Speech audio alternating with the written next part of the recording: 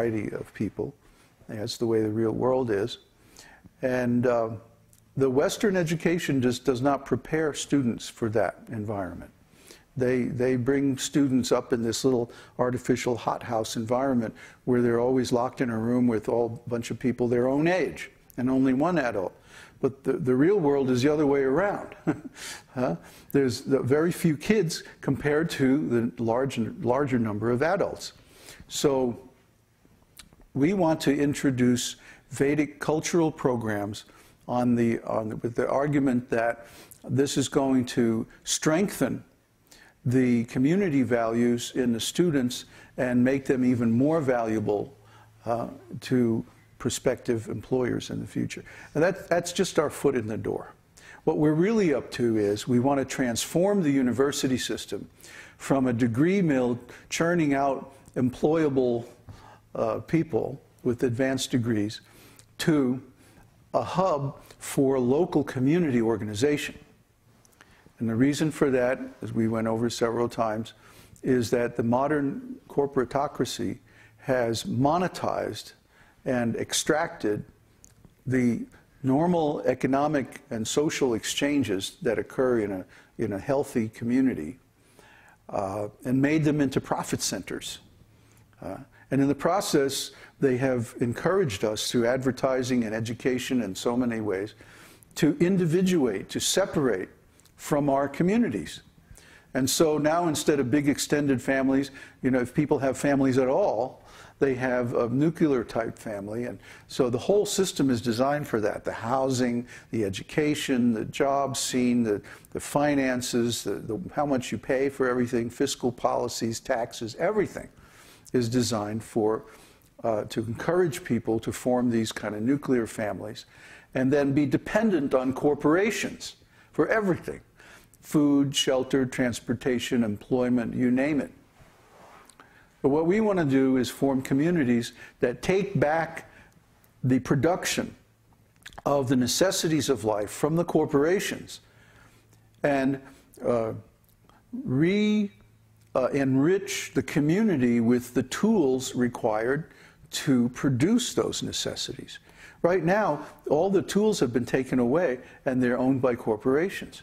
I mean, they're even trying to patent the plants, for crying out loud. The vegetables and grains that people eat. They're trying to patent them, make them intellectual property, and then if you grow them, I mean, they even, it's so bad that when they do these tests of GMO crops, if the wind blows some of the pollen into the field on the other side of the road, and that farmer happens to grow some of the same strain of crops, they'll sue the farmer. They won't say the company's at fault for planting their GMO nonsense too close to the other guy's crops. They'll say the farmer is at fault and they sue him for copyright violations, which is a federal crime. So, I mean, this is getting crazy, people. We want out of here. We want to go back to the original community which is self-sufficient, self-reliant, where all the necessities of life, food, clothing, housing, transportation, everything is produced locally by community-owned tools, okay? Where the tools of production of the necessities of life are owned and shared by the community. And the community is also managed by consensus of all the members. There may be executives that perform specific tasks, but their powers are relatively limited. The real power belongs with the membership body as a whole. And if they don't like what the executives are doing, they can replace them by consensus. So we're working on this new type, well, it's actually a very old type of community, and which also embodies Vedic education and the Varnashram Dharma system. Which is all too complicated to explain right now because I'm just trying to summarize everything. Okay, so how are we going to make this work? Our proposal is that we raise as much cash as we can now and take that with us to India while the dollar is still strong. Okay, we anticipate that over the next year or two, there's going to be a further economic breakdown in Western world. And of course, this is going to affect India, but not as much as it's going to affect us here in the US, Canada, Europe, and like that. So what we propose is to raise as much capital as we can and invest it in India in the gold. We're watching the prices, and it looks like there's going to be a little dip in the gold price coming up in the next few months before the next leg down of the market and the dollar and all that. So this is Krishna's arrangement. The timing is perfect. Gold may go down to 940, 920, even 900.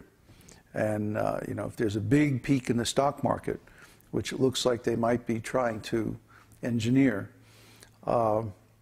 we could get gold, fairly cheaply, and we just want to sit with that until we get a bottom in the real estate market.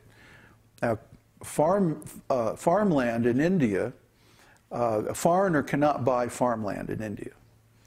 You have to have a local trust, local ownership of farmland. So our proposal is, and we have to run this by lawyers and the whole thing, but we think it'll work. Our proposal is to establish a trust. Now, what is a trust? Basically, a trust is called a fiduciary. Fiduciary is an organization that takes responsibility for certain assets and how those assets are employed or engaged.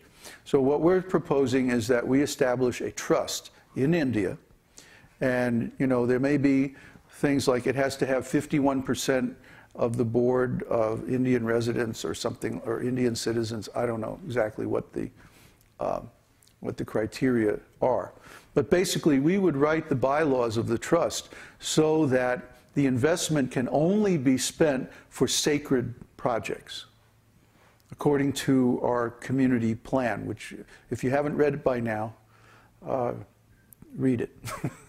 Because it explains all this stuff in far more detail than I could ever get into here, including our unique economic principles and so on like that, that keep the wealth inside the community and keep corporations from ripping us off.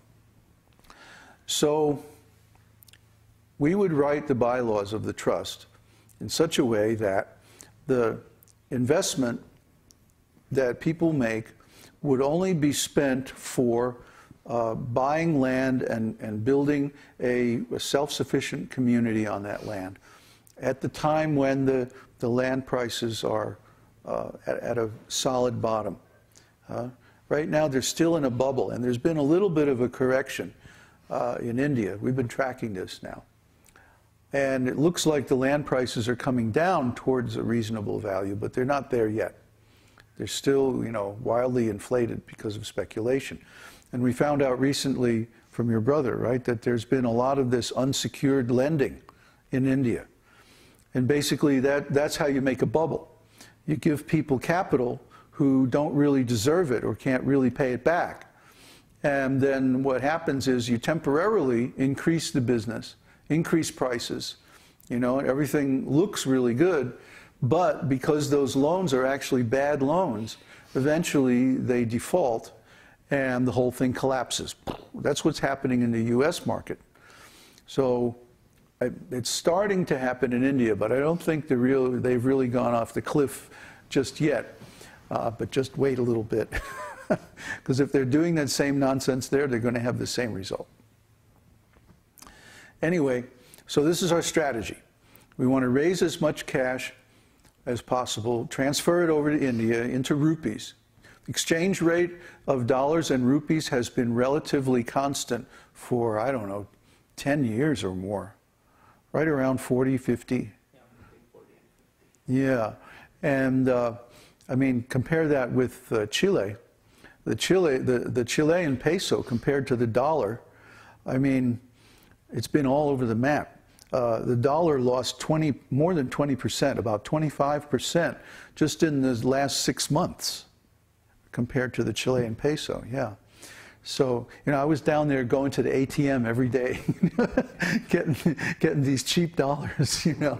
And then, because when we came from Mexico to Chile, we lost a lot of money on the exchange rate at that time, because at that time the peso, or rather the dollar, was very expensive. It was 680 pesos. But then the dollar declined so much that when we changed our pesos back into dollars, we made it all back. We made about 20% on the exchange, you know, even after all the fees and everything. So if we go into rupees now, I don't think we're going to really lose.